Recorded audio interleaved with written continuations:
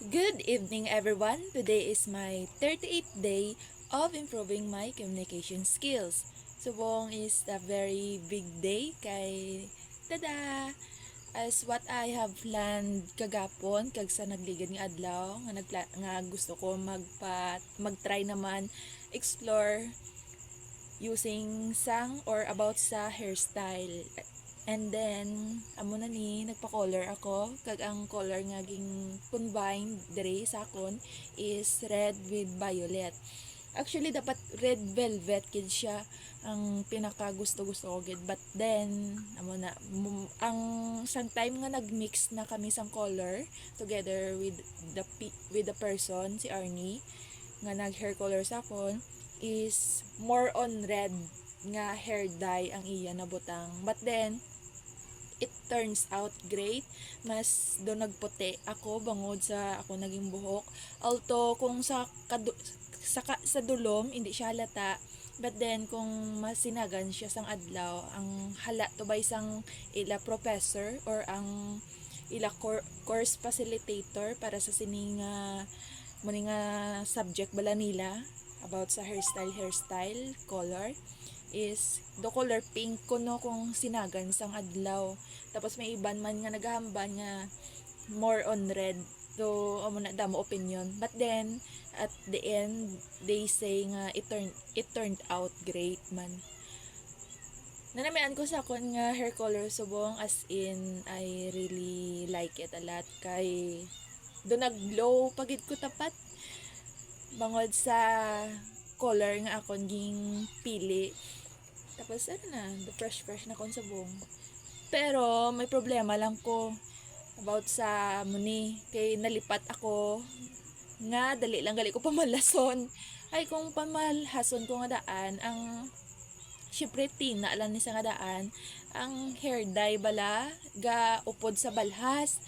Ay since sa sunod nga week or sa subong nga week gali sa Wednesday or Thursday, more on uniform ako. Amo na nga medyo ga problema ako kay syempre nga daan dali ako pamalason ang tina nga halin sa balhas na ang balhas nga halin sa tina basta mo na is nagakapit sa sakwelyo subong sa akong uniform. Actually may tina ni gani ang kwelyo sa kon uniform kag kalain gid amo na nga, pero gapangita ako sang paagi kung paano na siya makuha.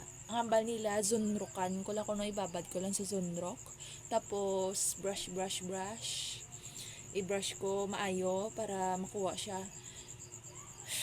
Pero amo na medyo hassle gid ning wala na ko di may mahimo alang-alang ipatanggal ko niliwat kay bukod sa gusto ko man nga daan nga buhok ari na gid niya. Kag I think hindi na siya magdugay for almost 3 weeks. I think mga 2 weeks lang ni siguro feel ko tanggal na ni ang hair dye kay syempre nga daan every weekdays may klase adlaw-adlaw mo paligo. That's why since more on sa nga daan sa water, dali lang ni sa gurom okla. Tapos dasig pa ko dabi pa malason dikto man sa sulod sang eskwelahan, amo na nga expected ko gid nga dasig lang ni saya maokla. But overall, I will just enjoy gidya ang naging buho ko subong kay first time ko ni nga daan nga mag-explore sa tina, and wala gid ko naghinulsol as in. I feel good, I feel fresh, I feel beautiful, and kagina nag-report ako and it was a huge success kay not only I deliver the word and my topic effectively and efficiently, wala pagid ko nakulbaan kagina. Abi ko gani medyo kabado ko bala kag maotal-otal, but then everything went smoothly. Ang amon professor is very supportive man kay samtang ga-discuss ako, gahatag man siya sang another more example para mas ma-further discuss ang topic nga akong gina-present. Overall, I feel proud about myself kay nagdiscuss ako kagina nga wala sang kodigo or script It's just a pure knowledge gid ya, and also yes, pure knowledge lang gid sa, kaya I really enjoyed my report kagina. Big achievement to sa sakon, very proud gid ko amo na. But then sa aga gali na late ako kagina, tapos wala ako kakuha sang long quiz. Pusagid ko sinay kay zero base nga daan ng grading system. There's a potential nga basi matres lang gid ko sa subong for that specific subject. Pero hindi lang ko dani magpinanumdum gid sang amo na ka negative.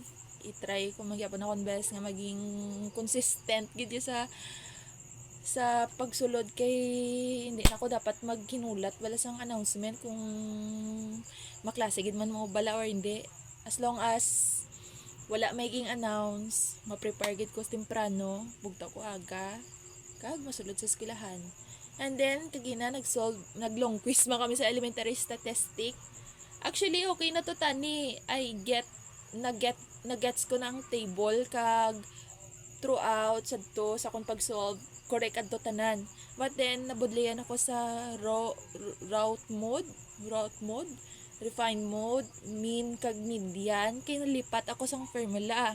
Tapos nagbaliktad pa ang formula sang mean kag median ko. Kampiyon gid ya kagina ya, very good gid. Pero overall, at least confident ba ko nga may score man ko dito miski pa paano, although hindi siya mataas. But still, much better na ni nga may ara ko ya score kisa sa iban na kon nga mostly na kon nga classmate. Zero gito sila kay sala ila ay sala. My gosh. Sala ang ila nga pag-solve kay pagtapos nga daan namon sang time nga pag-solve namon bala sa quiz, ging reveal da so ni sir ang do correct process kag correct answer sa taga process ang amon nga formula sa amon solving. That's all.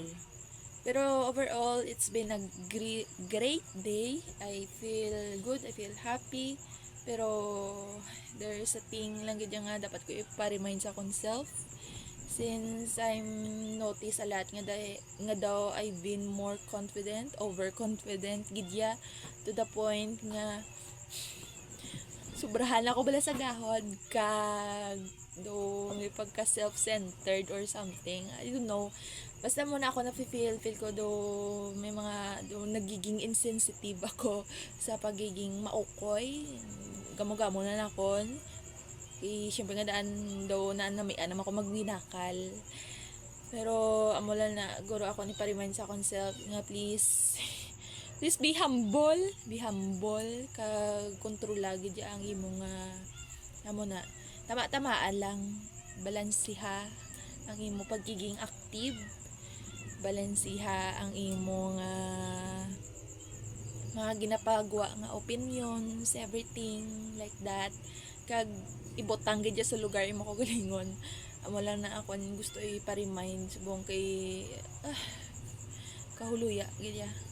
Pag isang time nga ginaobra ko na di ko mapunggan, hindi ako aware, pero subong sang do panumdum ako madalom, dire ko lang na-realize nga do kalaing gali nga amo to ako naging action nga masyado bala ka overconfident to the point nga gawin nakal na lang.